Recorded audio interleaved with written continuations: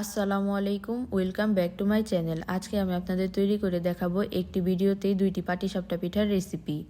প্রথমে একটি বাটিতে চালের গুঁড়োর 1.5 কাপ পরিমাণ মিশ্রণ নিয়ে নিচ্ছি।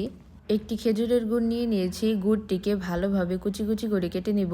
ব্যাটারের মধ্যে খেজুরের গুড় অ্যাড করে একটি কালারিং ব্যাটার বানিয়ে নিব।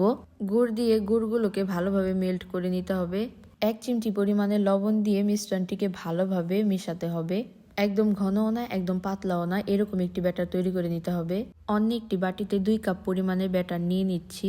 2 কাপ পরিমাণ ব্যাটার থেকে আধা কাপ পরিমাণ ব্যাটার তুলে নিচ্ছি ভেতরের পুর তৈরি করার জন্য। 2 চা চামচ পরিমাণের ময়দা ব্যাটারের সাথে অ্যাড করে দিব যাতে পিঠাগুলো ভেঙে না যায়। ময়দা অ্যাড করে একটি হ্যান্ড উইক্সের সাহায্যে ভালোভাবে মিশিয়ে নিব যাতে দলা পেকে না যায়। 1 কাপ পরিমাণে নর্মাল তাপমাত্রায় থাকা পানি নিয়ে নিয়েছি। আপনারা চাইলে কুসুম গরম পানিও নিয়ে নিতে পারেন। 1 কাপ পানি থেকে অল্প একটু পানি অ্যাড করে ভালোভাবে হ্যান্ড উইক্সের সাহায্যে মিশিয়ে নেব। সম্পূর্ণ পানি একসাথে অ্যাড করব না। যতক্ষণ পর্যন্ত না একটি ভালোভাবে পারফেক্ট ব্যাটার তৈরি হচ্ছে ততক্ষণ পর্যন্ত পানি অ্যাড করতে হবে। 1.5 চা চামচ পরিমাণে চিনি, 1 চিমটি পরিমাণে লবণ দিয়ে সবগুলো উপকরণকে ভালোভাবে মিশিয়ে নেব একটি হ্যান্ড উইক্সের সাহায্যে। যতক্ষণ পর্যন্ত না চিনি মেল্ট হয়ে যাবে ততক্ষণ পর্যন্ত মিক্স করতে হবে। একদম ঘনও না, একদম পাতলাও না, এরকম একটি ব্যাটার তৈরি করে নিতে হবে। 2 রকমের পাটিসাপটার জন্য 2 রকমের ব্যাটার তৈরি করে নিয়েছি। পিঠার ভেতরের পুর তৈরি করে নিচ্ছি।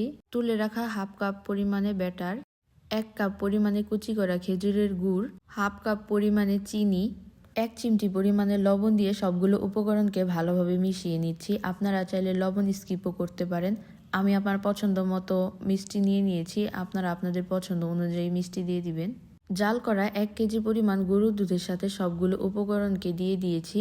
প্রথম থেকে শেষ পর্যন্ত চুলার আঁচ লো ফ্লেমে রেখে সবগুলো উপকরণকে নাড়াচাড়া করতে হবে। নাড়াচাড়া করতে করতে দেখবেন ঘন একটি ব্যাটারে পরিণত হয়েছে। এই তো পিঠার জন্য ভিতরের পুর তৈরি। বানিয়ে রাখা ব্যাটার একটু পাতলাও হয়ে যায়নি, একটু ঘনও হয়ে যায়নি, যেরকম বানিয়ে রেখেছিলাম সেরকমই রয়েছে। একটি প্যানে ব্রাশের সাহায্যে সয়াবিন তেল ব্রাশ করে নিয়েছি। এবার তৈরি করে রাখা ব্যাটার দিয়ে চারপাশে ছড়িয়ে নিব। ব্যাটারগুলো চারপাশে ছড়িয়ে দেওয়া হয়ে গেলে একটি ঢাকনার সাহায্যে 2 থেকে 3 সেকেন্ড সময়ের জন্য ঢেকে দিচ্ছি। ঢাকনা খুলে তৈরি করে রাখা পুর দিয়ে ফোল্ড করে নিচ্ছি। দেখতেই পাচ্ছেন পিঠাটি কত বেশি সুন্দর হয়েছে, একটুও ভেঙে যায়নি। আপনাদের সুবিধার্থে আমি আরেকটি পিঠা তৈরি করে দেখিয়ে দিচ্ছি। প্রথমে প্যানে সয়াবিন তেল ব্রাশ করে ব্যাটারটি দিয়ে চারপাশে ছড়িয়ে 2 থেকে 3 সেকেন্ডের সময়ের মতো ঢাকনা দিয়ে ঢেকে ঢাকনা খুলে নিয়েছি। এবার তৈরি করে রাখা ভেতরের পুর দিয়ে ফোল্ড করে নিচ্ছি। সবগুলো পিঠাকে আমি একই পদ্ধতিতে তৈরি করে নিব। দেখতেই পাচ্ছেন কিভাবে প্যানটিকে ঘুরিয়ে চারপাশে ব্যাটারটিকে ছড়িয়ে নিয়েছি। সবগুলো খেজুরের গুড়ের পাটিসাপটা পিঠা তৈরি করে নিয়েছি।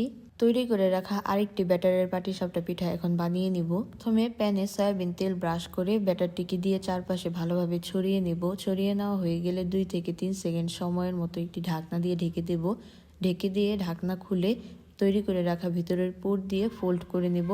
সবগুলো পিঠাকে একই পদ্ধতিতে বানিয়ে নিব। আপনারা চাইলে ব্যাটারের মধ্যে লাল, নীল, সবুজ যে কোনো কালার অ্যাড করে এই পিঠাগুলো বানিয়ে নিতে পারেন। সবগুলো পাটিসাপটা পিঠা আমি তৈরি করে নিয়েছি। এবার আপনাদের ভেঙে দেখাচ্ছি কতটা সফট হয়েছে। সবগুলো পিঠা পারফেক্ট হয়েছে, একটি পিঠাও ভেঙে যায়নি। পাটিসাপটা পিঠার রেসিপিটি আপনাদের কেমন লেগেছে অবশ্যই কমেন্ট বক্সে কমেন্ট করে জানাবেন। ভিডিওটি শেষ পর্যন্ত দেখার জন্য অনেক অনেক ধন্যবাদ। আল্লাহ হাফেজ।